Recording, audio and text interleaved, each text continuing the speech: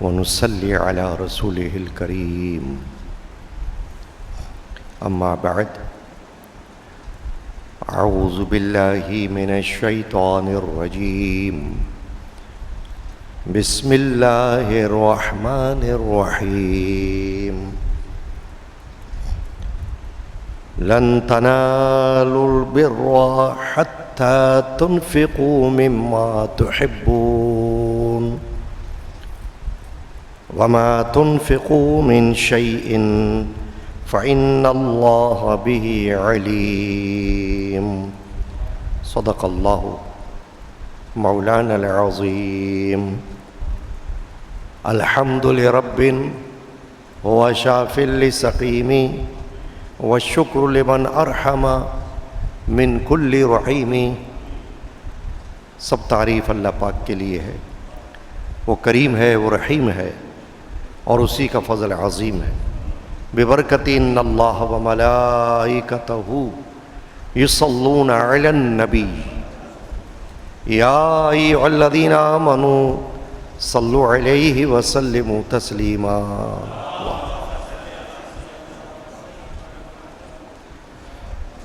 وعلى آلہ وصحبہ اجمعین. استغفر اللہ من کل ذنب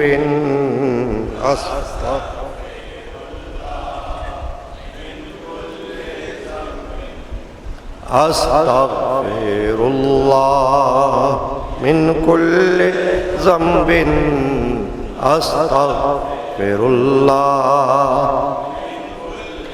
ذنب و خطیۃ واتوب الیہ. بسم اللہ الرحمن الرحیم. حسبی ربی جل اللہ ما فی قلبی غیر اللہ نور محمد صلی اللہ.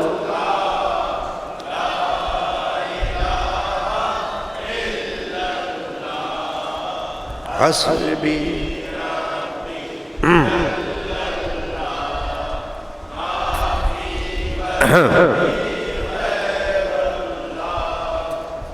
نور محمد صلی اللہ.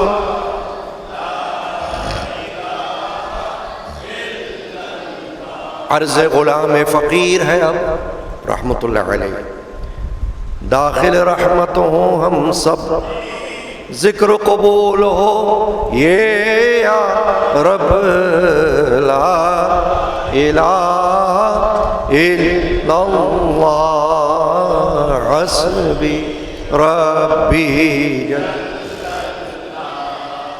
ما فی قلبی غیر اللہ.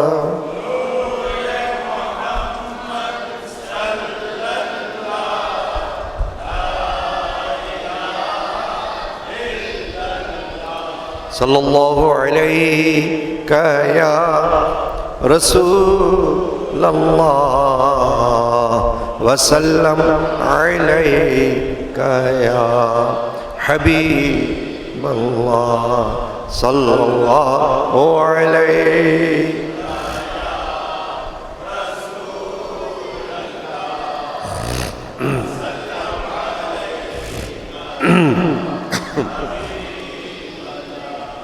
تو کر یاد معبود اللہ اللہ، تو کر یاد معبود اللہ اللہ، تو کر یاد معبود اللہ اللہ. وہ ہر جا ہے موجود اللہ اللہ، وہ ہر جا ہے موجود اللہ. جلا دے جو ہے خواہش ما سوی اللہ، جلا دے جو ہے خواہش ما سوی اللہ کہ کافی ہے مقصود اللہ اللہ کہ کافی ہے مقصود اللہ تو کر یاد معبود وہ ہر جا ہے موجود نہیں کوئی شے اس سے پوشیدہ جگ میں نہیں کوئی شے اس سے پوشیدہ جگ میں کہ کل کا ہے مشہور اللہ اللہ کہ کل کا ہے مشہور اللہ تو کر یاد معبود اللہ وہ ہر جا ہے موجود اللہ جو ہے ما سوی اللہ کہ سب کی حد ہے جو ہے ما سوی اللہ کہ سب کی حد ہے کہ ہے غیر محدود اللہ اللہ کہ ہے غیر محدود بے شک تو کر یاد معبود اللہ وہ ہر جا ہے موجود اللہ غنی نہ شاید دم واپسی ہو غنی یہ نہ شاید دم رحمت اللہ علیہ غنی یہ نہ شاید دم واپسی ہو تو کہہ دل سے اب زود اللہ اللہ تو کہہ دل سے اب زود اللہ اللہ تو کر یاد معبود اللہ وہ ہر جائے موجود اللہ اللہ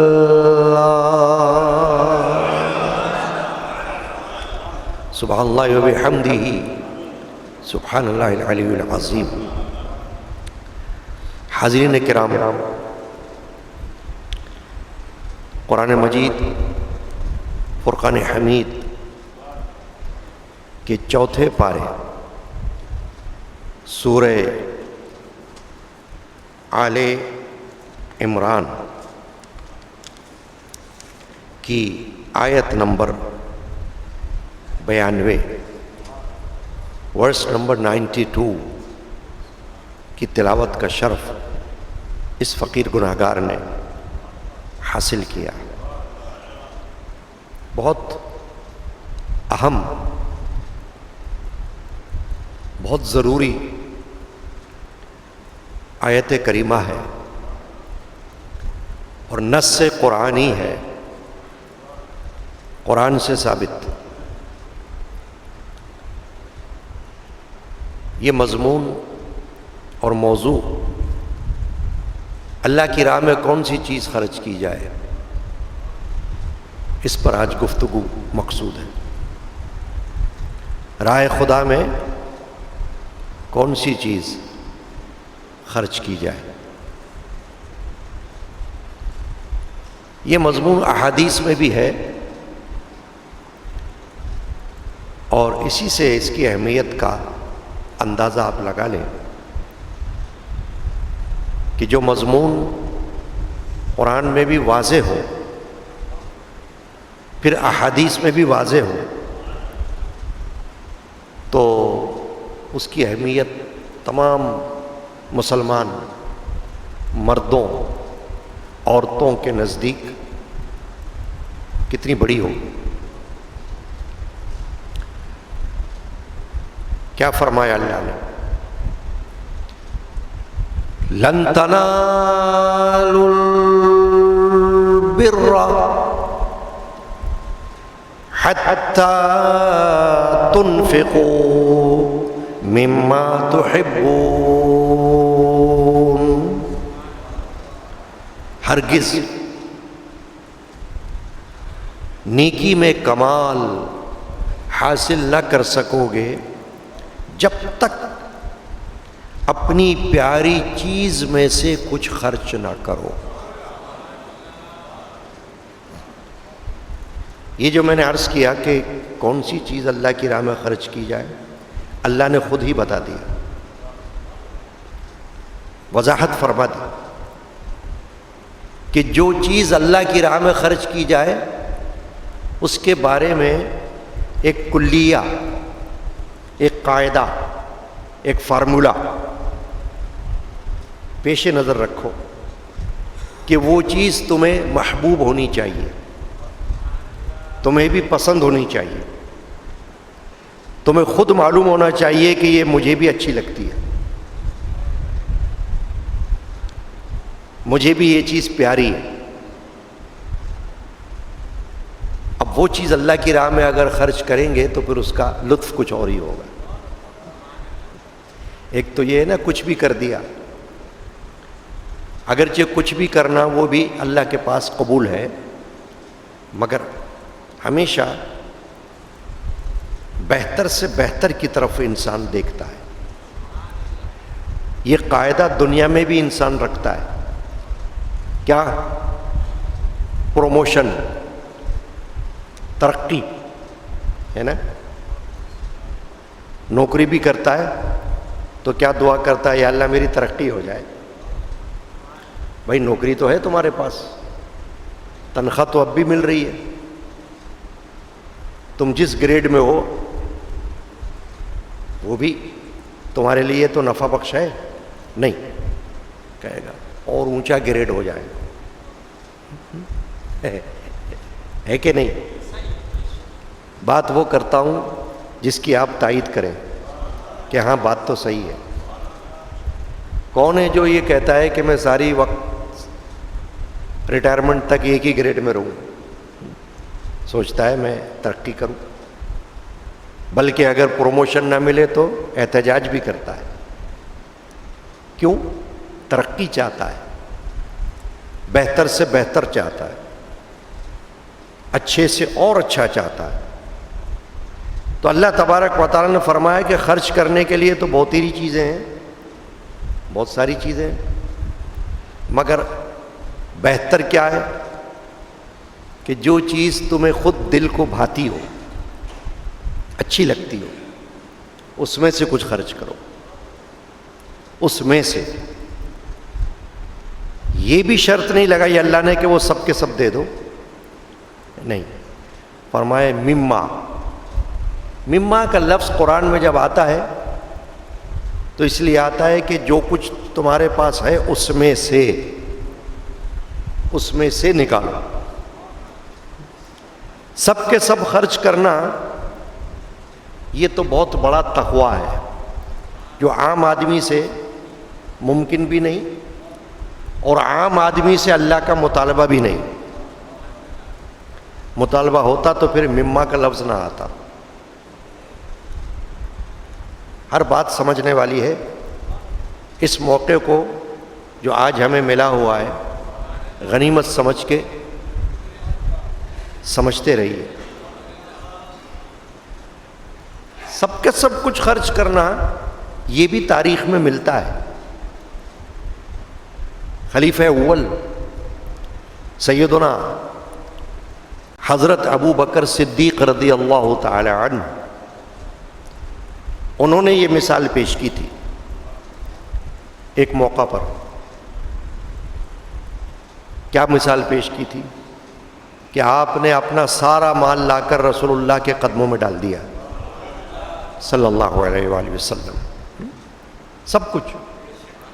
یہاں تک کہ جب حضور نے پوچھا ابو بکر گھر میں کیا چھوڑا، تو حدیث بتاتی ہے کہ آپ نے جواب میں کیا عرض کیا؟ گھر میں اللہ اور اس کے رسول کو چھوڑ دیا.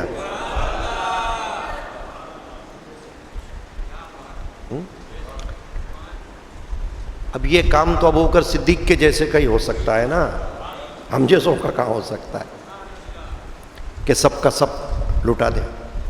تو اللہ نے ہم سے یہ مطالبہ بھی نہیں کیا کہ سب کا سب لٹاؤ، کیونکہ ہمیں بھی ضرورت ہے نا. تو وہ تو ابو بکر صدیق تھے، تقویٰ کی منزل پر تھے. حضرت عمر بن خطاب رضی اللہ تعالی عنہ نے ایک مرتبہ یہ سوچا کہ ابو بکر صدیق جو ہیں وہ آگے بڑھ جاتے ہیں اللہ کی راہ میں خرچ کرنے میں، تو میں ایسا کرتا ہوں، کوشش کرتا ہوں. یہ رشک ہے، رشک جائز ہوتا ہے دین اسلام میں. رشک یہ ہوتا ہے کہ اگر کوئی اچھا کام کرتا ہے تو دوسرا بھی یہ کہے یا اللہ مجھے بھی ایسا ہی توفیق دے. یہ کتنا اچھا کام کرتا ہے، یا اللہ مجھے بھی ایسے کام کی تو توفیق دے دے. اس کو کہتے ہیں رشک. یہ حسد نہیں ہے، رشک ہے. اور رشک جائز ہے اور کرنا چاہیے. کہ کوئی نعمت اللہ نے کسی کو دی تو اللہ سے دعا کرے کہ ایسی نعمت مجھے بھی مل جائے. حضرت عمر بن خطاب فاروق اعظم رضی اللہ تعالی عنہ نے رشک کیا حضرت ابوبکر صدیق پر کہ میرے ساتھی، میرے دوست صحابی ہیں، میں بھی صحابی ہوں، یہ تو اکثر نمبر لے جاتے ہیں اللہ کی راہ میں خرچ کرنے میں، بہت بڑا ہاتھ ہے ان کا، بڑے سخی ہیں، چلو میں بھی کوشش کروں. انہوں نے کیا کیا؟ آدھا مال لا کے رسول اللہ صلی اللہ علیہ وسلم کے قدموں میں ڈال دیا. آدھا مال، آدھا ابھی گھر پر تھا، آدھا لے آئے. اس کے بعد ابو بکر صدیق آئے تو وہ پورا لے آئے. حدیث بتاتی ہے کہ حضرت عمر بن خطاب کہتے ہیں کہ میں نے سوچا کہ میں ابو بکر سے آگے نہیں بڑھ سکتا. میں نے تو آج سوچا تھا کہ میں آدھا مال لے آؤں گا، یہ کچھ کم لائیں گے تو میرا نمبر اوپر رہے گا اللہ کی راہ میں خرچ کرنے میں، مگر یہ تو پورا مال لے آئے. یہ تو ایک مثال میں نے بتائی کہ وہ ہستیاں وہ تھیں کہ جو اس منزل پر فائز تھیں کہ جہاں سب کچھ اللہ کی راہ میں قربان کرنے کا جذبہ ہے. ہم سے جو مطالبہ کیا گیا ہے عام مسلمانوں سے، ایمان والوں سے، وہ یہ کیا اللہ نے، لن تنالوا البر، بر کہتے ہیں حق کی ادائیگی، نیکی. اور نیکیوں میں جو آگے بڑھتے رہتے ہیں ان کو ابرار بھی کہا جاتا ہے. قرآن مجید میں ان کا ذکر کیا اللہ نے، ابرار، ان الابرار لفی نعیم. فرمایا جو نیک ہیں وہ جنت میں ہوں گے، نعمت میں ہوں گے، اللہ کی بہشت میں ہوں گے. تو نیکی ہے بر، حق کی ادائیگی کو کہتے ہیں نیکی. اب اللہ کی حق کو ادا کرنا یہ تو ہو ہی نہیں سکتا کہ کوئی یہ دعویٰ کرے کہ میں اللہ کا حق پورا کے پورا ادا کرتا ہوں. کہاں ہو سکتا ہے ہم سے؟ نہیں ہو سکتا، مگر جتنا ہو جائے. اسی لیے اللہ نے فرمایا مما، کہ سب کا سب نہیں، جو کچھ تمہارے پاس محبوب چیزیں ہیں، تمہاری پسندیدہ فیوریٹ جو تمہیں پسند ہے، کھانے کی ہوں، پینے کی ہوں، پہننے کی ہوں، استعمال کرنے کی ہوں، روپیہ پیسہ ہو، جانور ہو، باغ ہو، کچھ بھی ہو، اگر وہ تمہیں پسند ہے تو اس میں سے راہ خدا میں نکالو، جس کو کہتے ہیں اللہ کے نام پر. اسی کو کہتے ہیں خیرات۔ خیرات کا معنی صرف یہی نہیں ہے کہ کوئی صدقہ ہی کرے، کوئی زکوٰۃ ہی دے، کوئی ایسا نہیں، اللہ کی راہ میں دے، خیر کے کام میں دینا، اس کو کہتے ہیں خیرات۔ خیر فی سبیل اللہ کا لفظ بڑا عام ہے، رات دن ہم سنتے ہیں۔ فی سبیل اللہ کا معنی ہی یہ ہے اللہ کی راہ میں، اللہ کے راستے میں۔ تو اللہ کے راستے کا مطلب کیا ہوتا ہے؟ وہ راستہ جس میں خرچ کرنے سے اللہ کی رضا حاصل ہو، شرط یہ۔ تو اللہ کی رضا کب ہوگی؟ جب اخلاص ہو، خلوص۔ اگر تو اس میں ہو گئی ریاکاری تو سب بیکار گیا۔ اگر اس میں نیت ہو گئی دکھاوے کی، یعنی اصل نیت رضا الہی کی نہ ہو، نیت تو یہ ہو کہ دنیا والے دیکھیں گے تو میرا نام ہو جائے گا بہت بڑا، شہرت ہو جائے گی، اور مطلب کچھ اور ہو، اللہ کی راہ میں خرچ کرنے کا نہ ہو، مقصد کچھ اور ہو، تو وہ سب بیکار ہو جائے گا۔ خرچ تو ہو جائے گا مگر رضا الہی نصیب نہیں ہوگی۔ رضا الہی تب ہوگی کہ جب جو کچھ خرچ کیا جائے وہ علانیہ ہو یا خفیہ، مگر اللہ کی رضا کے لیے ہو۔ اسی لیے آگے کیا فرمایا اللہ نے اسی آیت میں، وَمَا تُنْفِقُوا مِنْ شَيْءٍ فَإِنَّ اللَّهَ بِهِ عَلِيمٌ، اور جو کچھ تم خرچ کرو گے، من شیئن، تم کسی بھی چیز میں سے خرچ کرو گے، اللہ فرماتا ہے۔ ابھی جو میں نے نام لیے نا، کھانے کی چیزیں، پینے کی چیزیں، پہننے کی چیزیں، اوڑھنے کی چیزیں، استعمال کی چیزیں، روپیہ پیسہ، کھیتی باڑی، کچھ بھی، من شیئن، اللہ نے فرمایا ہے چیزوں میں سے کچھ بھی تم خرچ کرو گے، فَإِنَّ اللَّهَ بِهِ عَلِيمٌ، اللہ اس کو جانتا ہے۔ تمہیں اللہ ہی کو تو دکھانا ہے نا بھائی۔ اگر تم نے ٹھان لی کہ مجھے اللہ کے سامنے پیش کرنا ہے اپنی خیرات، اللہ کو راضی کرنا ہے، اللہ کے حکم کی تعمیل کرنی ہے، تو پھر اللہ تو جانتا ہے۔ تم نے رات کے اندھیرے میں خرچ کیا، وہ بھی اللہ جانتا ہے۔ تم نے دن کے اجالے میں خرچ کیا، وہ بھی اللہ جانتا ہے۔ تو یہ تو مسئلہ ہی نہیں ہے کہ اللہ کو کیسے خبر ہو جائے گی اگر میں نے سب سے چھپ کر کیا تو۔ اللہ کو تو باطن ظاہر سب کا علم ہے، والاول والآخر والباطن والظاہر، وہ اول ہے، وہی آخر ہے، وہی باطن ہے، وہی ظاہر ہے۔ سمیع العلیم، سنتا بھی ہے، جانتا بھی ہے، علیم و خبیر، علم بھی رکھتا ہے، خبر بھی رکھتا ہے۔ تو تمہاری سب گھر کی خبر بھی رکھتا ہے، جو اندر کی ہے اور جو باہر کی ہے۔ اندر کا حال بھی جاننے والا اللہ ہے اور باہر کا حال جاننے والا بھی اللہ ہے۔ تو تم اللہ کو خوش کرنے کے لیے خرچ کر رہے ہو نا، تو کرو، کچھ بھی کرو۔ اب اس کی تفصیلات کیا ہیں؟ یہ خرچ کرنے میں جو اللہ نے فرمایا، لن تنالوا البر حتی تنفقوا مما تحبون، اس میں اشارہ یہ ہے کہ ایک ہوتی ہے نیکی اور ایک ہے نیکی کا اعلیٰ درجہ۔ ابھی میں نے شروع میں کیا کہا؟ ایک ہے نوکری، ایک گریڈ، اور ایک ہے اس سے اگلا گریڈ، وہ اعلیٰ ہو گیا نا۔ پھر ہے اس سے اگلا گریڈ، وہ اس سے اعلیٰ ہو گیا۔ یہ سمجھنے کے لیے تو نیکی ہے۔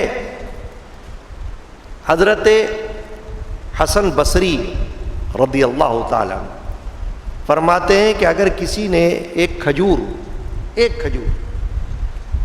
اس آیت کو پڑھ کر، سن کر دل میں خیال آیا، اس کے پاس اور کچھ نہ ہو، ایک کھجور ہی ہو، اور وہ اسے پسند بھی ہے، مگر وہ اللہ کی راہ میں دے دیتا ہے تو اس نے اس آیت پر عمل کر لیا، کیونکہ اس کے پاس ایسا ہی تھا۔ تو اللہ نے یہ شرط بھی نہیں لگائی امیر اور غریب والی، شرط کیا لگائی؟ پسندیدہ چیز، کہ اگر نیکی کا کمال اعلیٰ درجہ تمہیں چاہیے، یا تو کوئی یہ کہے مجھے اعلیٰ درجہ نہیں چاہیے، کون ایسا شخص ہے جو کہے نہیں؟ ہر شخص یہ چاہتا ہے میں نیکی میں آگے سے آگے بڑھوں، کیونکہ یہ آگے سے آگے بڑھنا آخرت کے لیے بہت نفع بخش ہے۔ دنیا کے لیے تو آگے بڑھنے کے لیے ہر کوئی تیار رہتا ہے، ہوتا ہے کہ نہیں ہوتا؟ دیکھو آپ کے سامنے مشاہدات ہیں کہ دنیا کے معاملات کے لیے بھاگم دوڑ لگی ہوئی ہے، نہیں لگی ہوئی ہے؟ حکومت کے لیے، سلطنت کے لیے، بادشاہت کے لیے، اقتدار کے لیے، دنیا کے اغراض و مقاصد کے لیے ایک دوسرے کے پیچھے لگے ہوئے نہیں لگے ہوئے؟ یا تو کوئی کہے کہ نہیں لگے ہوئے نا، ہے کہ نہیں؟ ووٹوں میں اگر کوئی ہار جائے تو کہتے ہیں دوبارہ گنتی کرو۔ تو کیا یہ دین کے لیے؟ نہیں، تو دنیا کے لیے، حکومت کے لیے۔ یہ کون سے اللہ کی راہ ہے؟ نہ، دنیا کے غرض کے لیے۔ مگر میں مثال کیا بتا رہا ہوں کہ بھئی اگر ہار گیا کوئی امیدوار تو کہتا ہے نہیں دھاندلی ہوئی، دوبارہ گنتی کراؤ، دوبارہ ووٹنگ کراؤ۔ تو دنیا کے لیے تو ایسی بھاگم دوڑ ہے، تو پھر اللہ کی راہ میں بھی تو بھاگم دوڑ ہو، نیکی کو حاصل کرنے کے لیے، نیکی کا اعلیٰ درجہ پانے کے لیے۔ اعلیٰ درجے کے لیے اللہ نے فرمایا لن تنالوا البر، تم ہرگز نیکی کا اعلیٰ درجہ نہیں پا سکتے۔ کیسے نہیں پا سکتے؟ حتیٰ، فرمایا جب تک حتیٰ تنفقوا مما تحبون، جب تک تم وہ چیز خرچ نہ کرو جسے تم اپنے لیے بہت پسند کرتے ہو، تمہیں محبوب ہے۔ اب وہ کچھ بھی ہو سکتی ہے، اور ہر وقت کے لیے ہر چیز الگ الگ ہے۔ ایک وقت ہے جہاد، اب جہاد کا وقت اگر آ گیا، جیسے کہ آیا دور رسالت میں غزوات ہوئے نا، تو غزوات میں کیا ہوا؟ سب نے اپنی جان ہتھیلی پہ لے کر اللہ کے سامنے پیش کر دی، بچے تو بچے، گئے تو گئے۔ جان دی ہوئی اسی کی تھی، یہ ہے شعور کہ اگر اللہ کی راہ میں جان جا رہی ہو،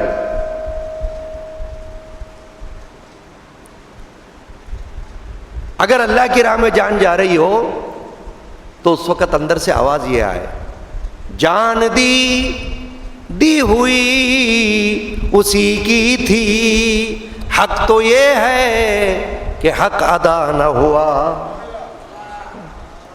اندر سے آواز آئے یا اللہ جان بھی دے دی ہم نے، پھر بھی ہمارا عقیدہ یہ ہے کہ تیرا حق ادا نہیں کر سکے ہم۔ تیری دی ہوئی تھی جان، تیری راہ میں دے دی، مال بھی تیرا تھا، تیری راہ میں دے دیا، پھر بھی تیرا حق ادا نہیں کر سکے ہم۔ جب تک بندہ اندر سے یہ آواز نہ نکالے کام نہیں بنے گا۔ یعنی یہ نہ سمجھے ہو گیا حق، ارے اللہ کا حق تم کیا ادا کرو گے، ہم کیا ادا کریں گے، ہماری کیا اوقات، اللہ رب العزت کا حق ادا کریں ہم۔ یہ ہم نماز پڑھتے ہیں کہتے ہیں اللہ کا حق ادا ہو گیا، روزہ رکھتے ہیں کہتے ہیں اللہ کا حق ادا ہو گیا، حج کرتے ہیں اللہ کا حق ادا ہو گیا، عمرہ کرتے ہیں اللہ کا حق ادا ہو گیا، یعنی اس کو ہم کہتے ہیں حقوق اللہ۔ تو یہ اللہ کا حق ادا ہو گیا کا مطلب یہ ہم نے اس پر عمل کیا ہے، حق ادا کیا کیا ہم نے۔ حق ادا کر دینا وہ بہت بڑی بات ہوتی ہے، وہ ہو نہیں سکتا۔ اب یہ جو فرمایا اللہ نے حتیٰ تنفقوا مما تحبون، تو جب جہاد کا وقت تھا تو مجاہدین اسلام صحابہ کرام نے اپنی جانوں کا نذرانہ پیش کر دیا تو جان بھی تو انسان کو پسند ہوتی ہے نا بھائی، عزیز ہوتی ہے، محبوب ہوتی ہے، کہ جان بچانے کے لیے سب کچھ بندہ کرنے کی کوشش کرتا ہے، مقابلہ بھی کر لیتا ہے کہ جان بچ جائے۔ تو جب جان کا وقت ہو تو جان اللہ کی راہ میں پیش کر دیا، محبوب چیز ہے۔ جب مال پیش کرنے کا وقت ہو تو مال اللہ کی راہ میں پیش کر دیا، محبوب چیز ہے۔ اولاد اللہ کی راہ میں قربان کرنا، آپ کہیں گے کوئی مثال؟ تو جو بقرہ عید پر آپ قربانیاں کرتے ہو، یہ کس کی یاد میں کرتے ہو؟ کیا یاد کر کے آپ جانور قربان کرتے ہو؟ وہ واقعہ جو حضرت ابراہیم اور حضرت اسماعیل علیہ السلام کے درمیان آیا، کہ پیغمبر نے خواب دیکھا کہ میں اپنے بیٹے کو قربان کر رہا ہوں، تو بیٹے کو کہا کہ میں نے خواب میں دیکھ لیا کہ میں تم کو اللہ کی راہ میں ذبح کر رہا ہوں، فانظر ماذا ترا، تو دیکھ تیری رائے کیا ہے، تو اپنا کوئی کامنٹ کر، تبصرہ کر۔ تو بیٹے بھی تو نبی کے تھے اور خود بھی نبی نے، بیٹے نے کہا افعل ما تؤمر، مجھ سے کیوں پوچھ رہے ہیں آپ میرے باپ ہو، میں آپ کا بیٹا ہوں، آپ کو اللہ نے حکم دے دیا ہے، خواب دیکھا آپ نے، آپ نبی ہو، نبی کا خواب تو حجت ہوتا ہے نا، اتھارٹی ہوتا ہے، نبی کا خواب ہمارے طرح تھوڑی ہوتا ہے۔ ہم اگر خواب میں دیکھیں کہ اپنے بیٹے کو قربان کر رہے ہیں تو ہمیں حکم نہیں ہے بیٹے کو قربان کرنے کا، وہ نبی تھے، انہوں نے خواب دیکھ لیا، میں تو مثال بیان کر رہا ہوں۔ تو بیٹے نے کہا افعل ما تؤمر، آپ تو وہ کیجئے جس کا آپ کو حکم دیا گیا، ستجدونی انشاءاللہ من الصابرین، ان قریب ہے کہ آپ مجھے صبر کرنے والوں میں سے دیکھیں گے۔ یہ ہوتا ہے بات کہ جب جان کا وقت آ جائے تو پھر جان بھی اللہ کی راہ میں دے رہے ہیں، اور اس میں ہر چیز آ گئی، مما تحبون میں واجبہ نفلیہ۔ واجبہ کون سی چیز ہوتی ہے؟ پیسوں میں سے، روپوں میں سے زکوٰۃ، وہ واجب ہے، فرض ہے، لازم ہے، اور اس کی مقدار بھی مقرر کر دی گئی ہے۔ انسان پہ نہیں چھوڑا، انسان پہ چھوڑتا تو انسان ادھر بھی ڈنڈی مار لیتا، تو اللہ نے انسان پر نہیں چھوڑا، نہیں، 40واں حصہ نکالنا ہوگا اپنے مال میں سے۔ جو کچھ حاجت اصلیہ سے زائد تمہارے پاس ہے، گھر میں ہے یا بینک میں ہے یا کہیں تم نے رکھا ہوا ہے یا قرض دیا ہوا ہے، وہ تمہارا ہی ہے، تمہیں لوٹنا ہے، واپس آنا ہے، اس میں سے زکوٰۃ نکالو۔ تو یہ آیت شریفہ مفسرین، فقہاء، علماء فرماتے ہیں کہ یہ صدقات واجبہ کو بھی شامل ہے، کہ زکوٰۃ کے لیے بھی ہے کہ دو مال میں سے تمہارا پسندیدہ چیز ہے نا، اللہ کی راہ میں خرچ کرو۔ اب ہے تو وہ اللہ کی راہ میں، مگر اس کا فائدہ ملتا ہے اپنے ہی جیسے لوگوں کو۔ کیوں؟ مسجد میں تو ڈائریکٹ زکوٰۃ لگتی نہیں، مدرسے میں بھی ڈائریکٹ زکوٰۃ نہیں لگتی، وہ تو طلباء کو دی جاتی ہے، ان کے ذریعے استعمال ہوتی ہے۔ لیکن مستحقین، جس کے مصارف اللہ نے قرآن میں خود بیان کر دیے زکوٰۃ کے حوالے سے، فقراء، مساکین، قرض دار اور مسافر، اور اللہ کی راہ میں کوئی لگا ہوا ہے، دین کے راستے میں لگا ہوا ہے، کوئی اور کام نہیں کر سکتا، اس کو ٹائم بھی نہیں ملتا، تبلیغ دین میں مصروف ہے، اس کو بھی زکوٰۃ دے دو۔ تو صدقات واجبہ اس کے اندر شامل ہو گئے، اور نفلیہ، نفلی صدقات جیسے ہم صدقہ و خیرات کرتے ہیں وہ بھی شامل ہو گیا۔ جب یہ آیت شریفہ نازل ہوئی تو صحابہ کرام کے اندر کھلبلی مچ گئی۔ کھلبلی کا کیا مطلب ہوا؟ بے چینی. ارے آیت شریفہ نازل ہو گئی ہے, کھڑے ہو جاؤ, نکلو باہر گھر سے, اللہ کی راہ میں خرچ کرنا ہے. تو ایک بڑے محبوب صحابی ابو طلحہ رضی اللہ تعالیٰ عنہ, صحیح بخاری شریف میں یہ واقعہ مشہور ہے اس آیت کے حوالے سے جو میں نے ابھی پڑھی اور جس پر ابھی گفتگو ہو رہی ہے, جو آپ سن رہے ہیں. اس کے بارے میں حدیث میں آیا کہ جب یہ آیت نازل ہوئی تو ابو طلحہ حاضر ہو گئے سرکار دو عالم صلی اللہ علیہ وسلم کی خدمت میں. یا رسول اللہ صلی اللہ علیہ وسلم, کیا ہے ابو طلحہ؟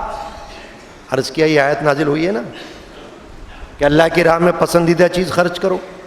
یا رسول اللہ آپ کو معلوم ہے میرا پسندیدہ چیز میری کون سی ہے؟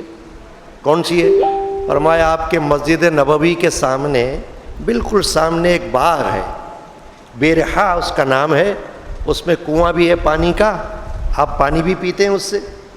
سرکار دو عالم صلی اللہ علیہ وسلم اس کا پانی بڑا میٹھا تھا, وہاں جایا کرتے تھے, پانی پیا کرتے تھے. ابو طلحہ نے کہا یا رسول اللہ میں چاہتا ہوں یہ باغ کو اللہ کی راہ میں دے دوں.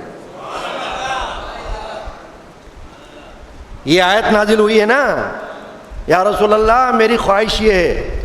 حضور نے فرمایا بخ بخ, عربی میں بخ بخ کہتے ہیں واہ واہ, واہ واہ, جیسے ہم کہتے ہیں کیا کہنا, کیا بات ہے. تو اللہ کے رسول نے سنتے ہی کہا بخ بخ, واہ واہ, کیا بات ہے. واقعی یہ باغ تو تم کو پسند ہے, تمہاری ساری ملکیت میں سے یہ باغ تم کو بڑا اچھا لگتا ہے, اور اس میں کنواں بھی ہے میٹھا پانی کا, ہم بھی پیتے ہیں پانی, مگر تم نے اس آیت کو سن کر جو ارادہ کیا ہے اچھا ارادہ کیا ہے, اب ایسا کرو کہ اس کو اپنے قریبی رشتہ داروں میں تقسیم کر دو. حضرت ابو طلحہ نے حضور کے حکم پر اپنے چچا زاد بھائیوں میں اس کو تقسیم کر دیا. وہ ہو گیا عمل اس آیت پر اللہ کی راہ میں. کسی نے کچھ اور کیا. حضرت زید بن حارثہ رضی اللہ تعالی عنہ حضور کے منہ بولے بیٹے تھے, قرآن میں ان کا نام آیا.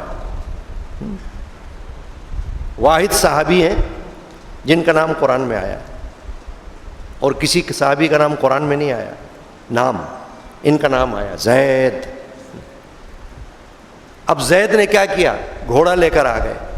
یا رسول اللہ مجھے یہ گھوڑا بہت اچھا لگتا ہے, اس پہ سواری کرتا ہوں اور اس گھوڑے کو بڑا چمکاتا ہوں, دھوتا ہوں, کرتا ہوں سب کچھ, یعنی کہ بڑا پسند ہے مجھے, ہے نا. ظاہر ہے جب گھوڑا پسند تھا تو اس کی دیکھ بھال بھی تو کرتے ہوں گے نا اچھی طرح. جو چیز اچھی لگتی ہے بندہ اس کو سنبھالتا ہے نا بھائی, ایسی تھوڑی اٹھا کے رکھ دیتا, خیال رکھتا ہے بڑا. گھوڑا لے کر آ گئے. نبی اکرم علیہ الصلوۃ والسلام نے گھوڑا قبول کر لیا اور قبول کر کے ان کے بیٹے اسامہ کو دے دیا. جب اسامہ کو دیا تو ان کے دل میں خیال آیا کہ یہ تو میں نے اللہ کی راہ میں دیا, میرے گھر میں واپس آ گیا. حضور نے فرمایا تم نے تو دے دیا اللہ کی راہ میں اور تمہارا تو دیا ہوا قبول ہو گیا, اب میں نے جو دے دیا اس کو قبول کرو. تمہاری نیت پہنچ گئی اللہ کے پاس, تم نے اس آیت پر عمل کر لیا. گھوڑا تم نے دے دیا اللہ کی راہ میں, تمہارے پاس سے تو نکل گیا نا, اب اس کی کیفیت بدل گئی. اب میں نے تمہارے بیٹے کو دے دیا, ہدیہ کر دیا اس کو, چلو واپس گھر میں آ گیا وہ ایک طرح سے. اسی طرح عمر بن عبد العزیز, نام سنا ہوگا آپ نے, خلیفہ گزرے ہیں, بڑے مشہور خلیفہ عمر بن عبد العزیز رضی اللہ تعالی عنہ. ان کے پاس شکر کی بوریاں تھیں, چینی, اور چینی کو پسند کرتے تھے. بڑی ہوتا نا کبھی کسی کو میٹھا بہت پسند ہوتا ہے, میٹھا, اور سرکار دو عالم کو بھی میٹھا بہت پسند تھا, اسی لیے لوگ میٹھا تقسیم بھی کرتے ہیں کہ بھئی نبی پاک کو پسند تھا میٹھا, کھاتے بھی ہیں تقسیم بھی کرتے ہیں. تو حضرت عمر بن عبد العزیز نے شکر کی بوریاں تقسیم کی اپنے وقت میں. تو کسی نے ان کو کہا کہ آپ روپیہ پیسہ خرچ نہیں کرتے. کہا یہ جو آیت میں آیا ہے نا کہ تم جو چیز پسند کرتے ہو وہ خرچ کرو, تو میں شکر پسند کرتا ہوں, تو میں چینی لٹا رہا ہوں اللہ کے راہ میں. مجھے چینی پسند ہے تو میں باضابطہ چینی ہی کو دے رہا ہوں کہ اے اللہ مجھے چینی پسند ہے, میں نے چینی تیری راہ میں لٹا دی. یہاں تو لوگ ذخیرہ کر کے چینی کو دام کو مہنگا کرنے کے لیے چینی کو چھپا دیتے ہیں. آپ دیکھتے نہیں ہو کیا؟ میڈیا پہ نہیں سنتے آپ؟ ہاں، بوریاں کی بوریاں پڑی ہوئی ہیں، اللہ کی راہ میں نہیں دے رہے، صرف اسی لیے چھپا کے رکھ رہے ہیں کہ قلت پیدا ہو جائے. اسی کو کہتے ہیں ذخیرہ اندوزی. اسلام میں حرام ہے، اسلام میں منع ہے، گناہ ہے، سزا ہے. حدیث پاک میں سخت الفاظ میں حضور نے مذمت فرمائی. مگر تاجر جو ہیں وہ اس نیت سے اس کو اسٹاک کر لیتے ہیں کہ جب شارٹیج ہو جائے گی پھر دام کو مہنگا کر کے اس کو بیچیں گے، تو اس کا مطلب وہ حرام کمائیں گے. اور یہاں عمر بن عبدالعزیز کہہ رہے ہیں کہ میں تو چینی لٹا رہا ہوں اللہ کی راہ میں، کہ مجھے چینی پسند ہے، میں اللہ کی راہ میں خرچ کرتا ہوں چینی. حضرت عمر بن خطاب رضی اللہ تعالی عنہ کوئی کنیز تھی ان کے پاس، اس کنیز کو آپ نے اللہ کی راہ میں آزاد کر دیا اس آیت کے حوالے سے کہ یہ جو آیت شریفہ نازل ہو. میں نے کہا نا کہ صحابہ کے اندر کھلبلی مچ گئی اس آیت کے نزول کے بعد، بے چینی پیدا ہو گئی کہ ہم کیا کریں کہ اس آیت پر عمل ہو جائے ہمارا، اور اللہ کی نظر میں ہمارا کچھ کام بن جائے، بیڑا پار ہو جائے ہمارا. تو ہر ایک نے اپنے طور پہ سوچا کہ کیا کریں کیا کریں کیا کریں. جس کے پاس جیسا تھا ویسا پیش کر دیا. تو اگر کسی کے پاس مال و دولت ہے تو وہی اللہ کے راہ میں خرچ کر رہا. اچھا، پھر اس میں ایک بات اور ہے، یہ تو فرمایا اللہ نے حتیٰ تنفقوا مما تحبون، جب تک کہ تم پسندیدہ چیز خرچ نہ کرو نیکی کا اعلیٰ درجہ تمہیں نہیں مل سکتا. تو اب کسی کے پاس کوئی ایسی چیز ہو جو کہ اس کو پسند تو نہیں ہے مگر ہے اس کے پاس، وہ وہی خرچ کر دیتا ہے، تو بھی اللہ کی راہ میں خرچ ہو جائے گا. یا جس کے پاس جو کچھ ہے اعلیٰ ہے یا ادنا ہے، عمدہ چیز ہے تو عمدہ ہی خرچ کر دیا، اور اگر عمدہ چیز نہیں ہے اس کے نزدیک تو کسی اور کے لیے عمدہ ہو سکتی ہے. اسی لیے فرمایا گیا کہ اگر تم نے کوئی نیا جوڑا سلوایا، نیا جوڑا، اور تمہارے پاس کوئی پرانا جوڑا ہے جو قابل استعمال بھی ہے، تو وہ اللہ کی راہ میں تصدق کر دو، صدقہ کر دو. تمہیں اللہ نے نیا دے دیا نا، تم اپنا استعمال شدہ اللہ کی راہ میں دے دو. تو کوئی بھی چیز ہو سکتی ہے دوستو، برتن کھانے پینے کے استعمال میں آتے ہیں، اوڑھنے پہننے والی چیزیں، روپیہ پیسہ، کھیتی باڑی کی چیزیں، پھل فروٹ. اگر کسی کے پاس زمینیں ہیں، زمیندار ہے، وہ اس میں سے کچھ زمینوں میں سے پیداوار نکلتی ہے، آخر زکوٰۃ میں بھی تو دیتے ہیں نا پیداوار، عشر جس کو کہتے ہیں عشر، تو وہ بھی تو ہے نا زکوٰۃ میں. تو اللہ کی راہ میں خرچ کرو، دو اللہ کی راہ میں. ایک بہت بڑے شیخ، بہت بڑے صوفی بزرگ، بہت بڑے عالم حضرت مولانا محمد جلال الدین رومی رحمۃ اللہ علیہ، ترکی میں مزار شریف ہے، کونیا میں ہے نا، ترکی میں. ان کے مزار پہ لکھا ہوا ہے یا حضرت مولانا، یا حضرت مولانا.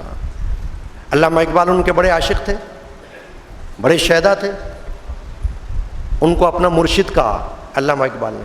حالانکہ دونوں کے زمانوں میں بڑا فرق ہے، مولانا روم تو بہت پہلے گزر چکے، علامہ اقبال بہت بعد میں آئے.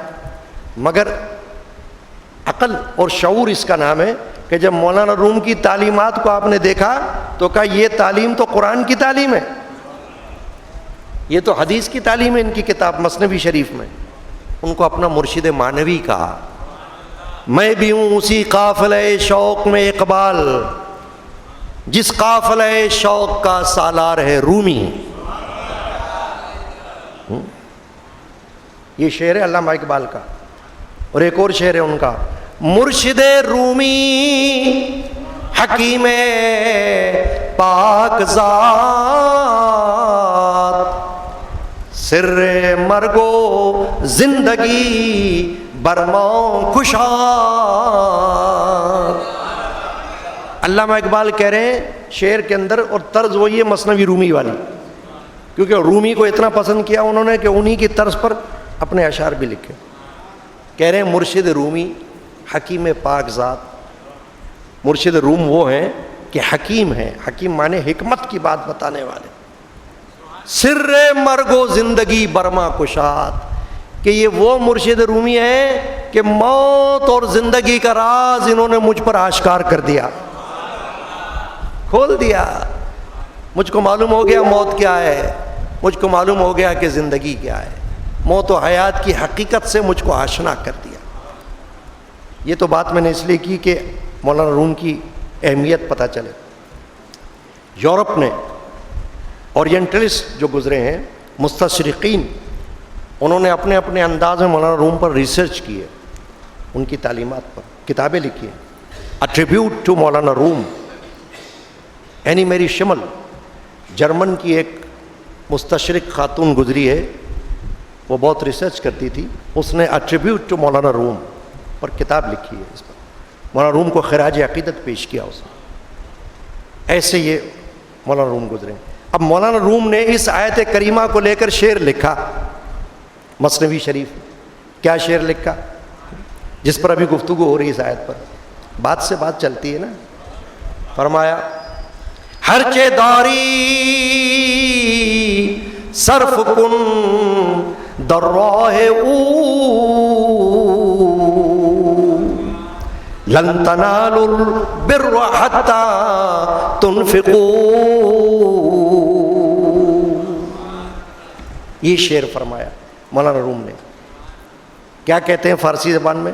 ہر چے داری صرف کن در راہ او، تیرے پاس جو کچھ بھی ہے، مال میں سے ہے، جان میں سے ہے، اولاد میں سے ہے، پہننے اوڑھنے کی چیزوں میں سے کچھ بھی ہے، صرف کر اس کی راہ میں، اس کے راستے میں خرچ کر، اللہ کے راستے میں۔ یہ مت سمجھ لینا نماز پڑھ کے چھوٹ جاؤ گے، خالی جمعہ پڑھ کے چھوٹ جاؤ گے، عید کی نماز پڑھ کے چھوٹ جاؤ گے، روزہ رکھ کر چھوٹ جاؤ گے، عمرے کر کر کے چھوٹ جاؤ گے، حج کر کر کے چھوٹ جاؤ گے، سال کے سال عمرہ کر کے چھوٹ جاؤ گے۔ نہیں، اللہ فرماتے اللہ کی راہ میں خرچ کرو بابا۔ کیوں؟ کہ حقوق العباد اس سے متعلق ہے۔ حقوق العباد جب خرچ کرنے کی بات آتی ہے تو حقوق العباد کی بات آتی ہے نا، بندوں کے حق۔ ایک ہے اللہ کے حقوق، وہ تو ہو گئے نمازیں۔ آپ یہاں آ کر بیٹھے ہو نماز پڑھنے، کیا بندے کا حق ادا کرنے کے لیے بیٹھے ہو؟ نہیں، آپ کہو گے اللہ کا حق ادا کرنے کے لیے بیٹھے ہیں، نماز پڑھنے کے لیے بیٹھے ہیں، نماز اللہ کا حق ہے۔ چلو ٹھیک ہے، آپ نے روزہ رکھا ہوا ہے، کوئی پوچھے گا آپ نے کس کے لیے رکھا ہے؟ اللہ کے لیے۔ یا میرے لیے کوئی روزہ رکھتا ہے؟ اللہ کے لیے رکھتا ہے نا، تو اللہ کا حق ہو گیا۔ مگر اللہ نے فرمایا لن تنالوا البر حتی تنفقوا مما تحبون، تم نیکی کا اعلیٰ درجہ لے ہی نہیں سکتے جب تک تم پیاری چیز میں سے اللہ کی راہ میں خرچ نہ کرو، کیونکہ اس سے حقوق العباد متعلق ہے، کنسرنڈ ہے بندوں کے حقوق کا۔ اور بندوں کے حقوق وہ ہیں کہ کوئی شہادت کا مرتبہ بھی حاصل کر لے اور اس پر بندے کا حق ہے تو معاف نہیں ہوتا۔ بتائیے آپ، اب قیامت میں لوگوں نے سنا ہوگا کہ سب سے پہلے کس چیز کی پوچھ ہوگی؟ نماز کی، سنا ہوگا نا آپ نے۔ روز محشر کے جان گداز ببد، اولی پرسش نماز ببد۔ ہم نماز پڑھنے کے لیے بیٹھے ہیں نا یہاں، تو کسی نے سنا ہوگا آپ میں سے کہ بھئی روز محشر سب سے پہلے پوچھا جائے گا نمازیں پڑھی تھی کہ نہیں پڑھی تھی تم نے؟ کوئی نمازیں تمہارے ذمہ رہی تو نہیں ہے قضا کی جو تم چھوڑ کر آئے ہو؟ نماز کی طرف سے غافل تو نہیں تھے تم؟ بلا وجہ ایک وقت کی نماز بھی تم نے کہیں چھوڑی تو نہیں؟ یہ پوچھا جائے گا نا۔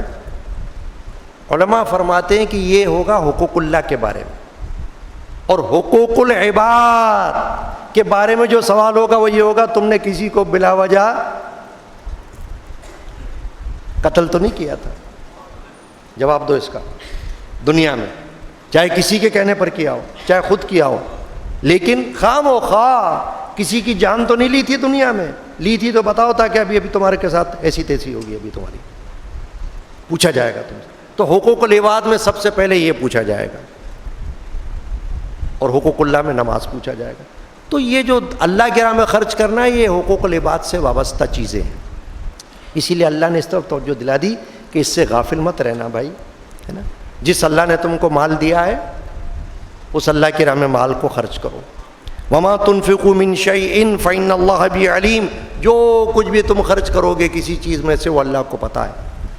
تو اب معلوم ہو گیا کہ دنیا میں جب تک ہم زندہ ہیں اس وقت تک، جب تک کہ آنکھیں کھلی ہیں، اللہ کی راہ میں کچھ دیتے رہو، زبردستی نہیں، دل کے ساتھ۔ زکوٰۃ کا مسئلہ ہو تو زکوٰۃ ادا کرو، خیرات کا مسئلہ ہو تو خیرات ادا کرو، صدقات ہوں تو صدقات۔ اور پھر اب یہ صدقات نفلیہ نافلہ جس کو ہم کہتے ہیں، اس میں تو مسلم اور غیر مسلم کی بھی قید نہیں۔ اگر کوئی غیر مسلم آپ کے سامنے ایسا آ گیا جو بیچارہ بھوکا ہے، تو آپ کو یہ نہیں کہنا کہ اچھا تو کون ہے، کافر ہے کہ مسلمان ہے؟ نہیں، تمہیں تو خالی دیکھنا ہے کہ بھوکے ہو، یہ لو کھانا کھاؤ،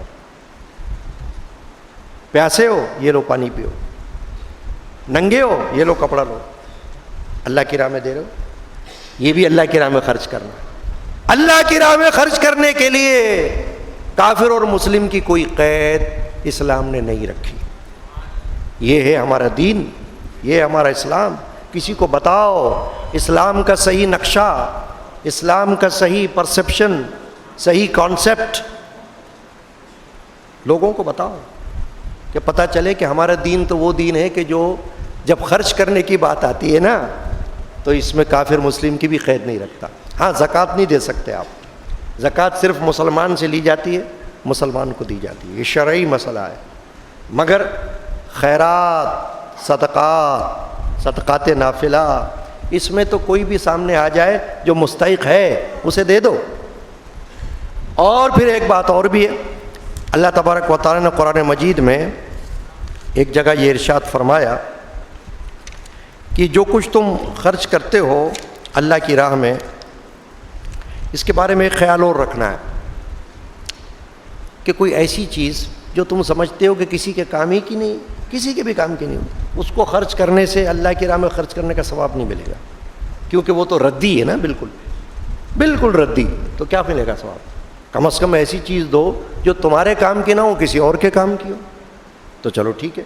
لیکن بالکل خراب چیز، کیونکہ قرآن میں اللہ نے فرمایا کہ اگر تمہیں کوئی خراب چیز دے تو تم لیتے ہو؟ نہیں لیتے ہو۔ فرمایا جب تک تمہاری آنکھیں بند نہ ہو، تم نابینا نہ ہو، اس وقت تک تم خراب چیز نہیں اٹھاؤ گے، بلکہ نابینا بھی ہوگا تو اچھی طرح ہاتھوں میں ذرا الٹا سیدھا کر کے دیکھے گا، پتہ چلے کہیں سے خراب ہے کیا، نہیں لے گا۔ تو اللہ فرماتا ہے جب تم خود خراب چیز نہیں لیتے تو اللہ کی راہ میں خراب چیز کیوں دو؟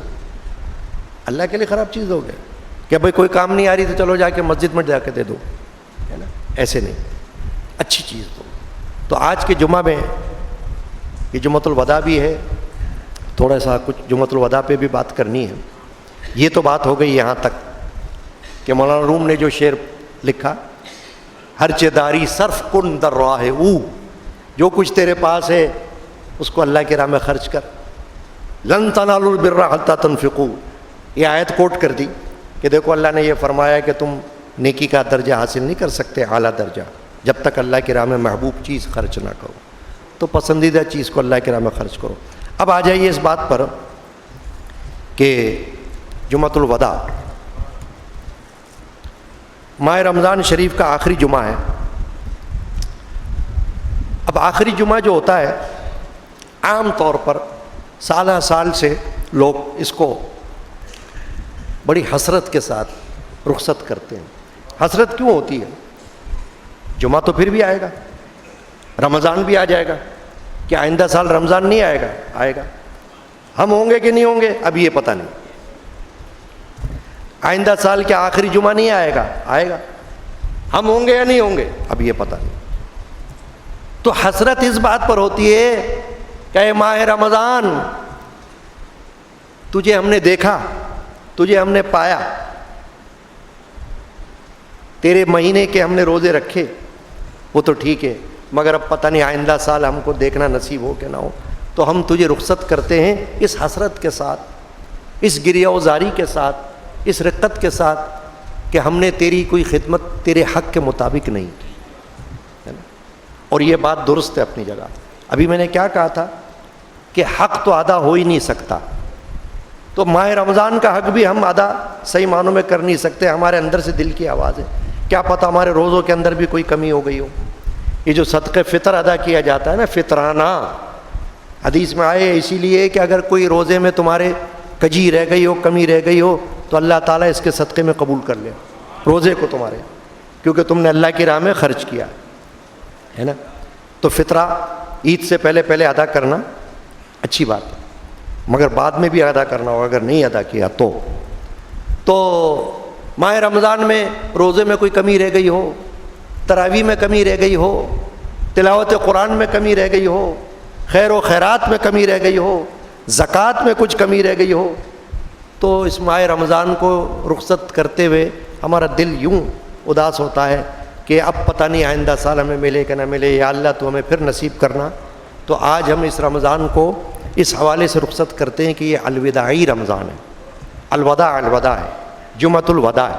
اگرچہ جمعۃ الوداع پہ کوئی جمعۃ الوداع کا کچھ پڑھنا یہ شرعی مسئلہ نہیں ہے، لازم نہیں ہے، مگر فقہاء نے، خطباء نے، علماء نے خطبوں میں اپنے ماہ رمضان کے آخری جمعے کے بارے میں ماہ رمضان کی رخصتی کے الفاظ لکھے۔ اعلیٰ حضرت امام سنت الشاہ احمد رضا رحمۃ اللہ علیہ کے دادا کے شاگرد تھے مولانا حسن علمی رحمۃ اللہ علیہ، ان کا خطبہ مشہور ہے، خطبہ علمی، اس میں بھی انہوں نے ماہ رمضان کے الوداعی الفاظ عربی میں لکھے۔ اور جو میں خطبہ پڑھتا ہوں، میرے والد بھی وہی خطبہ پڑھتے تھے، خطبات عرشی، اس میں بھی الوداعی الفاظ ہیں۔ مثلاً فرماتے ہیں وَوَدِّعُوا شَهْرَكُمْ هَذَا وَدَعَ الْإِخْوَانِ، اور اپنے اس مہینے کو بھائیوں کی طرح وداع کرو، رخصت کرو۔ وَقُولُوا الوداع الوداع یا شہر رمضان، اور یہ کہو کہ اے رمضان کے مہینے الوداع الوداع، یعنی رخصتی، یا خیر الشہور ویا خلاصۃ الدہور ویا شہر الافطار والسحور ویا شہر الرحمت والغفران، اے مہینوں سے افضل اور اے زمانوں کے انتخاب اور اے افطار اور سحری کے مہینے اور اے مغفرت اور رحمت کے مہینے الوداع۔ تو خطبہ نے سالہ سال سے یہ خطبے اس لیے لکھے کہ لوگوں کو توجہ دلائیں اس طرف کہ ذرا ہمارا دل اداس ہو جائے اس بارے میں کہ ہم نے پورا مہینہ تو گزار لیا، مگر ہو سکتا ہے کہ اس مہینے کے اندر ہم نے کما حق عبادت، ریاضت، نیکیاں جیسا کرنے چاہیے تھی ایسا نہ کیا۔ ہمیشہ یہ سوچنا چاہیے۔ لوگ تو رات کو بھی 2-2 بجے تک کرکٹ کھیلتے ہیں گلیوں میں، عبادت میں نہیں ہوتے، مگر کھیل کود رمضان کے مہینے میں ٹیلی ویژن میں، میڈیا میں ایسے پروگرام ہوتے ہیں جو خالی اچھل کود کے ہوتے ہیں۔ تو یہ رمضان کا کوئی تقدس تھوڑی ہے، ایسے رمضان کے بارے میں بتانا، عبادات کے بارے میں بتانا یہ اپنی جگہ ہے، مگر باقی جتنے افعال اور اعمال ہیں، اشغال ہیں، یہ تو وہ ہیں جو اچھل کود سے تعلق رکھتے ہیں، جس کو ہم کہتے ہیں لہو و لعب۔ قرآن میں آیا لہو و لعب، یہ بے فضول والی باتیں۔ تو اس لیے خطبہ نے لکھا الوداع الوداع یا شہر التراویح و یا شہر التسابیح و یا شہر المصابیح و یا شہر الصیام والقیام و تلاوت القرآن۔ الوداع الوداع، اے تراویح کے مہینے، اے تسبیحوں کے مہینے، اے چراغوں کے مہینے، اے روزوں کے مہینے، اے نفلوں کے مہینے، اے قرآن کی تلاوت کے مہینے، تجھے الوداع کہ تو ہم سے رخصت ہو رہا ہے، کیا پتہ ہمیں تو آئندہ ملے کہ نہ ملے، تو آئے گا مگر ہم پتہ نہیں ہو کہ نہ ہو۔ تو یہی وجہ ہے کہ ہمارے ہاں بھی ہمیشہ الوداعی جمعہ ہوتا ہے، تو اس میں خصوصیت کے ساتھ الوداع کا اہتمام اس لیے ہوتا ہے کہ ہمیں اس طرف توجہ ہو جائے کہ ہم دل سوز دل کے ساتھ اس آخری جمعے کو ادا کریں، کیونکہ جمعہ کیا ہے کہ سید الایام یوم الجمعہ، حضور نے فرمایا صلی اللہ علیہ وسلم کہ دنوں کا سردار جمعے کا دن ہے۔ تو یہ جمعہ کا دن جو ماہ رمضان میں آیا تو یہ بھی بڑا اہمیت رکھتا ہے. چنانچہ الوداعی اشعار والد ماجد کے لکھے ہوئے، السلام الوداع ماہ غفران، الوداع الوداع ماہ رمضان، السلام الوداع ماہ غفران، الوداع الوداع ماہ رمضان. السلام اے ماہ خیر و برکت، السلام اے ماہ جود و رحمت، ہے گوارا کسے تیری فرقت، الوداع الوداع ماہ رمضان. پڑھیے السلام الوداع ماہ غفران، الوداع الوداع ماہ. تیری فرقت سے مخلص مسلمان غمزدہ ہو کہ سب اہل ایمان، کہہ رہے ہیں یہ بادید گریاں، الوداع الوداع ماہ رمضان، السلام الوداع ماہ غفران.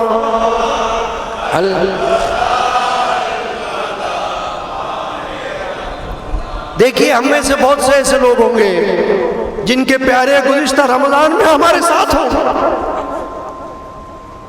آج ہمارے ساتھ نہیں. گزشتہ عید وہ ہمارے ساتھ کر رہے ہوں گے، آج وہ ہمارے ساتھ نہیں کریں گے. تو ہمیں ان کی بھی یاد آتی. تھے گزشتہ جو رمضان میں پیارے، وہ لحد میں پڑے ہیں بیچارے، بے کسی میں وہ غربت کے مارے، الوداع الوداع ماہ رمضان، السلام الوداع ماہ غفران، الوداع الوداع. دیکھیے جب کوئی کسی کا پیارا ہوتا ہے، مہمان گھر میں آیا ہے بڑا عزیز، مثال دے رہا ہوں، اور جب وہ آپ سے رخصت ہو کے جا رہا ہو تو کبھی کبھی آپ کے آنکھوں سے آنسو نکلتے نہیں نکلتے؟ گلے ملتے ہو یا نہیں ملتے کہ آپ جا رہے ہو، پتہ نہیں کب ملاقات پھر نصیب ہو. ہوتا ہے نا ایسا؟ کوئی باہر سے آتا ہے تو آپ کو خوشی ہو جاتی. ماہ رمضان ایک ایسا مہینہ ہے کہ اسی لیے اس کے اندر درد و سوز پیدا کرنے کے لیے توجہ دلائی گئی کہ یہ جو مہینہ آیا ہے یہ ہم سے رخصت ہو رہا ہے. جیسے ہمارے پیارے گزشتہ رمضان میں ہمارے ساتھ تھے، ہم سے رخصت ہو گئے، کیا پتہ ہم بھی آئندہ رمضان میں ہوں گے یا نہیں ہوں گے، ہوں گے یا نہ ہوں گے، یہ اللہ کو خبر ہے. چنانچہ کیا خبر آخری بار تیرا ہو ہمارے لیے ہیرا پھیرا، پھر کہاں ہم کہاں یہ سویرا، الوداع الوداع ماہ رمضان، السلام الوداع ماہ غفران، الوداع الوداع. عرض امت کی بس تجھ سے اب ہے، تیری خدمت ہوئی ہم سے جب ہے. یا اللہ ہم نے روزے رکھے مگر جیسے رکھنے تھے ویسے نہ رکھے، یا اللہ ہم نے قرآن پڑھا مگر جیسے پڑھنا تھا ویسے نہ پڑھا ہوگا، یا اللہ ہم نے تراویح پڑھی مگر جیسے پڑھنی تھی ویسے نہ پڑھی ہوگی، یا اللہ ہم نے زکوٰۃ دی شاید جیسے دینی ہوگی ویسے نہ دی ہوگی، یا اللہ ہم نے خیرات کی شاید جیسے کرنی ہوگی ویسے نہ کی ہوگی، کیونکہ ہم تو ہماری اوقات کے مطابق چلتے ہیں. یا اللہ تو قبول کرنے والا ہے. عرض امت کی بس تجھ سے اب ہے، تیری خدمت ہوئی ہم سے جب ہے، تجھ سے امت معافی طلب ہے، الوداع الوداع ماہ رمضان، السلام الوداع ماہ غفران، الوداع الوداع. شاہ غلام رسول اب تمہاری، میرے جد امجد جن کا مزار شریف باہر ہے، میرے والد ماجد جن کا مزار باہر بنا، برسوں جنہوں نے اس قادری مسجد میں خدمات انجام دی. جیسے آج میں ممبر پر بیٹھا ہوا ہوں، کبھی میرے باپ دادا اس ممبر پر ہوتے تھے سالوں پہلے، 50 سال 60 سال 70 سال پہلے. یہ مسجد قادری مسجد قیام پاکستان سے بھی پہلے کی بنی ہوئی ہے. 100 سالہ جشن ایک طرح سے یوں کہنا چاہیے کہ 100 سالہ یادگار ہو جائے گی اس سال 2021 میں 100 سال ہو جائیں گے اس مسجد کو تعمیر ہوئے. میرے جد امجد اس کے بانی تھے اور انہوں نے اس مسجد میں اپنا خون لگایا ہے، ایمان لگایا ہے، اپنی جان لگائی فی سبیل اللہ. کسی سے تنخواہ نہیں مانگی میرے والد نے. تو یہ ان کی یاد بھی ہو رہی ہے، ہم پہ اوپر قرض ہے ہمارے اوپر کہ ہم اس مسجد میں بیٹھے ہوئے ہیں جس میں ہم اللہ کی عبادت کر رہے ہیں. اس مسجد کو انہوں نے تعمیر فرمایا، اس کو آباد فرمایا، خدمات انجام دیں للہ فی اللہ. شاہ غلام رسول اب تمہاری یاد آئے لگوں آہ پیاری، قادری علمی کر آہو زاری، الوداع الوداع ماہ رمضان، الصلاة الوداع ماہ غفران، الوداع الوداع ماہ رمضان. اللہ تعالیٰ قبول فرمائے. آخر میں جو بات عرض کر رہا ہوں وہ یہ ہے کہ جمعیت قادریہ میرے جد امجد نے قائم فرمائی تھی. وہ ایک ایسی تنظیم ہے کہ جو دین اور دنیا دونوں کے حوالے سے سرگرم ہے، یعنی کہ فلاحی امور دین کے بھی اور دنیا کے بھی. چنانچہ اس کی امداد اور اس کے ساتھ تعاون خیر کرنا، کیونکہ 1958 میں میرے جد امجد نے 1958 میں یہ جمعیت قادریہ تشکیل دی تھی اور اب تک اس کا نام جاری ہے اور اس کے کام بھی جاری ہے. تو مستحقین کی امداد سارا سال کی جاتی ہے. طلباء و طالبات، نادار طلباء طالبات، ان کے ساتھ تعاون، بچے بچیوں کے شادیوں میں تعاون، مستحقین یتیم غرباء نادار ان کے ساتھ تعاون سارا سال جاری رہتا ہے. چنانچہ آپ حضرات سے گزارش ہے، کیونکہ ہم کسی اور جگہ نہیں جاتے، کسی مسجد میں ہمارا اسٹال نہیں لگتا، کسی مدرسے کے باہر ہمارا اسٹال نہیں لگتا. یہاں تو لوگ لگاتے ہیں مگر ہم کہیں نہیں جاتے، کہیں باہر عام چندہ ہم نہیں کرتے. ٹھیک ہے نا. میں کئی ملکوں میں گیا ہوں تبلیغ کے لیے دین اسلام کی، یورپین کنٹریز میں گیا ہوں، انڈیا میں گیا ہوں، کہاں کہاں گیا ہوں، مگر میں نے کہیں جا کر مسجد کے لیے چندہ نہیں مانگا. کوئی نہیں کہہ سکتا. دین اسلام کی تعلیمات کو عام کیا، صرف یہاں سے اعلان کرتے ہیں ہمیشہ. چنانچہ آپ حضرات جہاں تک ممکن ہو اللہ کی راہ میں جب خرچ کرنے کا سوال آتا ہے، وہ زکوٰۃ ہو یا عطیات ہو، خیرات ہو، صدقات ہو، اس سے امداد فرمائیں. باہر کارکن موجود ہوتے ہیں اسٹال پر، ان کو دے سکتے ہیں، رسید بھی حاصل کر سکتے ہیں. اور انشاءاللہ عید کے بعد اس مسجد کے کچھ بقیہ تعمیراتی امور ہیں، ان کا کام شروع ہو جائے گا. تو اس میں بھی جو لوگ کچھ تعاون کرنا چاہیں وہ بعد میں رابطہ کر سکتے ہیں، تعمیراتی سامان کی شکل میں، جس بھی شکل میں، کوئی قید نہیں ہے، کوئی مسئلہ نہیں ہے. بس اللہ کی راہ میں کرنا. اللہ تعالی ہم کو توفیق عطا فرمائے. وصلی اللہ تعالی علی سیدنا مولانا محمد وعلی آلہ وصحبہ اجمعین برحمتک یا ارحم الراحمین.